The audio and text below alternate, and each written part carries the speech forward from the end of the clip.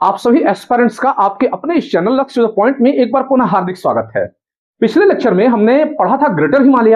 आज हम पढ़ेंगे मिडिल हिमालय। जी हाँ, मिडिल हिमालय को लेसर हिमालय भी कहते हैं, हिमांचल हिमालय भी कहते हैं। हिंदी में मध्य हिमालय के नाम से यह जाना जाता है। अगर देखा जाए तो यह अपनी प्राकृतिक खूबसूरती के लिए जाना जाता है। सर्वाधिक टूरिस्ट प्लेस यहीं पर हैं। और साथ ही साथ मैं आपको बता दूं कि एग्जामिनेशन पॉइंट ऑफ व्यू से यह सेगमेंट जब हम हिमालय को पढ़ते हैं तो सबसे ज्यादा इंपॉर्टेंट है। जी हाँ, भारत में अगर कहीं स्वर्ग है तो वह मध्य हिमालय के क्षेत्र में ही है। तो कितना इंपॉर्टेंट यह सेगमेंट है, आप इस टॉपिक को पढ़ने के बाद ही समझ जाएंगे। और इसका एक एक पॉइंट इतना इंपॉर्टेंट है कि आप उसको मिस नहीं कर सकते हैं, क्योंकि जैसे ही आप उस पॉइंट को मिस किए, एग्जामिनेशन का एक क्वेश्चन चला गया। चाहे आप यूपीएससी के एस्पिरेंट हो, यूपी पीसीएस के हो, या किसी भी स्टेट पीसीएस के, या फिर एसएससी के। चलते हैं, हम स्टार्ट करते हैं मध्य हिमालय। तो सबसे पहली चीज की मध्य हिमालय या मिडिल हिमालय कहां पे स्थित है। तो अगर देखा जाए तो यह हिमालय का थर्ड पैरेलल माउंटेन रेंज है। थर्ड पैरेलल माउंटेन रेंज का मतलब क्या है? इसका अर्थ है कि सबसे पहले आपका पड़ता है ट्रांस हिमालय, ट्रांस हिमालय के बाद आपका पड़ता है ग्रेटर हिमालय, और ग्रेटर हिमालय के बाद आपका आता है मध्य हिमालय। जैसे आप नॉर्थ से साउथ की तरफ बढ़ते चले जाते हैं तो हिमालय की यह तीसरी सबसे पैरेलल रेंज। पैरेलल का मतलब है कि ट्रांस हिमालय के ठीक पैरेलल में ग्रेटर हिमालय है, और ग्रेटर हिमालय के ठीक नीचे साउथ में आपका यह लेसर हिमालय या मिडिल हिमालय आरंभ हो जा रहा है। अगली चीज बताएं तो यह अपने टेम्परेट क्लाइमेट के लिए जाना जाता है। टेम्परेट क्लाइमेट का मतलब हुआ समशीतोष्ण जलवायु। जी हाँ, यूपीएससी में पूछा जाता है कि which of the following statement is not true about the middle Himalaya. तो आपको यह पता होना चाहिए कि यह टेम्परेट जलवायु के लिए जाना जाता है। इसका मतलब है कि ग्रेटर हिमालय की तरह से यह सदैव हिम आच्छादित नहीं होता है। गर्मियों में इसके बर्फ पिघलते हैं और खूबसूरत घासें उगती हैं, जिसके कारण से टूरिस्ट इस क्षेत्र की तरफ आकर्षित होते हैं। तो ध्यान रखेंगे। तो कुल मिलाकर के ग्रेटर हिमालय की तुलना में यहां पर रहने योग्य जलवायु बहुत ज्यादा उपयुक्त है। तो यह हो गया फर्स्ट पॉइंट में। अब हम आते हैं सेकंड पार्ट में। तो अगर सेकंड पार्ट में देखते हैं कि इसकी एक्यूरेट लोकेशन कहां है, तो इसकी एक्यूरेट लोकेशन है ग्रेटर हिमालय के साउथ और शिवालिक हिमालय के नॉर्थ में। यानी ग्रेटर और शिवालिक हिमालय के बीच का जो क्षेत्र है वह मिडिल या मध्य हिमालय के नाम से जाना जाता है। भूलना नहीं चाहिए, बहुत ही इंपॉर्टेंट है। मैंने पिछले ही लेक्चर में बताया था कि ट्रांस हिमालय हिमालय का मूल हिस्सा नहीं है, उससे अटैच्ड क्षेत्र है। तो जब हम ओरिजिनल हिमालय की बात करते हैं तो उसके केवल 3 पैरेलल रेंजेस ही हैं मेन। जो सबसे पहला है ग्रेटर, दूसरा ये जो मैं पढ़ा रहा हूं मिडिल, और इसके बाद इसके नीचे शिवालिक हिमालय। तो ये तो हुई इसकी बात। अगर हम इसकी चोटियों की बात करें या इसकी ऊंचाई की बात करें तो यह 3700 मीटर से लेकर के 4500 मीटर अप्रोक्सीमेट हाइट को होल्ड करता है। औसत इसकी ऊंचाई 3700 से 4500 मीटर की है। नेक्स्ट, अगली चीज अगर हम देखते हैं तो इसमें की क्या खास बात है। इसके रेंजेस की बात करें तो इसमें कई सारे टूरिस्ट प्लेसेस हैं, जैसा कि मैंने अभी पीछे बताया। जैसे उदाहरण के तौर पर अगर आप देखेंगे तो इसमें आपका पड़ता है कुल्लू, मनाली, फिर उसके अलावा कश्मीर वैली। ये सब ज्यादातर घूमने वाले जगह इसी रेंज में पड़ते हैं। इसके अलावा ये फर्टाइल वैलीज के लिए भी ये सभी क्षेत्र जाने जाते हैं। टूरिस्ट प्लेसेस में हिल स्टेशन कौन कौन से पॉपुलर हैं? तो शिमला है, नैनीताल है, श्रीनगर है। ये सब इसी में आता है। सॉरी, श्रीनगर मैं ज्यादा बोल गया।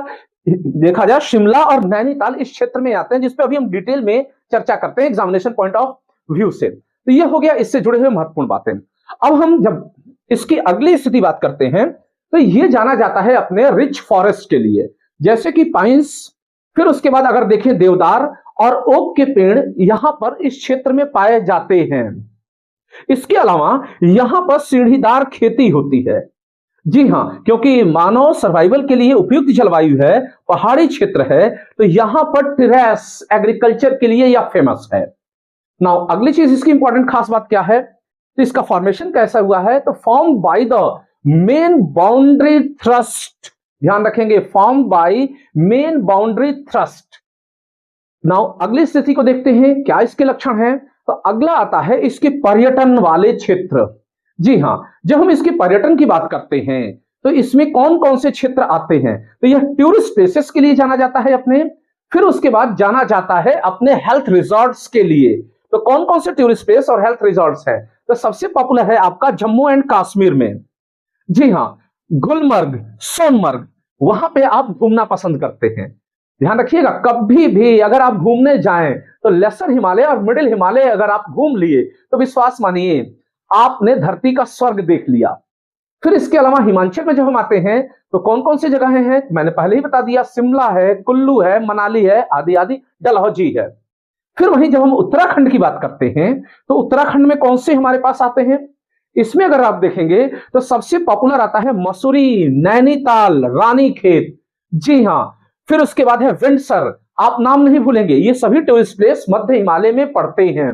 इसके अलावा पड़ता है अरुणाचल प्रदेश में त्वांग, बहुत ही इंपॉर्टेंट है, अरुणाचल प्रदेश में त्वांग पड़ता है। फिर देखें तो सिक्किम में तो यमथांग वैली अगर कहीं पड़ता है तो यह कहां है, सिक्किम में। अक्सर एग्जामिनेशन में स्टूडेंट्स इसको समझने में बड़ी भूल कर देते हैं, आपके दिमाग से यह उतरना नहीं चाहिए, आप ध्यान रखेंगे।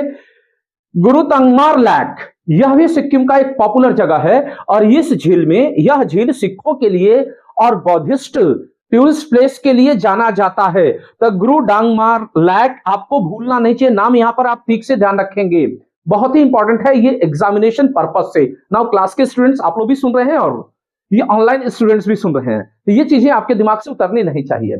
तो ये हो गया इसके टूरिस्ट प्लेस। अब हम बात करते हैं मध्य हिमालय की, तो इसमें से सबसे ज्यादा पूछा जाने वाला जो टॉपिक है वो ग्रासलैंड से पूछा जाता है। जी हां, मध्य हिमालय अपने ग्रासलैंड के लिए जाना जाता है। तो कौन कौन से इसके ग्रासलैंड है, घास के मैदान है, इसको जैसा हम समझते हैं। तो जैसा कि गर्मियों में बर्फ पिघल जाता है, तो जब गर्मियों में बर्फ पिघलता है तो ऐसी स्थिति में जम्मू कश्मीर में जिस घास के मैदान का निर्माण होता है या ग्रासलैंड का निर्माण होता है उसे हम मर्ग के नाम से जानते हैं। यह यानी कि जो मर्ग पड़ते हैं यह मध्य हिमालय में पड़ता है, सबसे ज्यादा एग्जाम में यही पूछा जाता है। तो मर्ग का मतलब हुआ घास का मैदान। तो कौन कौन सी जगह है, तो आपने सुना होगा गुलमर्ग, सोनमर्ग। जी हां, शशि कपूर की फिल्में सबसे ज्यादा यहीं पर फिल्माई जाती थी। तो गुलमर्ग और सोनमर्ग, कोई भी कश्मीर अगर घूमने जाता है तो इस जगह पर ही जाना पसंद करता है। फिर इसके अलावा यही चीजें अगर आप देखें तो उत्तराखंड में इसको बुग्याल के नाम से जाना जाता है या पयाल के नाम से जाना जाता है। यानी जो चीज जम्मू कश्मीर में मध्य हिमालय में पड़ने वाला घास का मैदान है, मर्ग बोला जाता है, वही उत्तराखंड में बुग्याल के नाम से जाना जाता है। आपको ये चीज भूलनी नहीं चाहिए, छोटी छोटी बातें एग्जामिनेशन में मार्क्स कटवाने में बड़ा रोल प्ले करती हैं ना।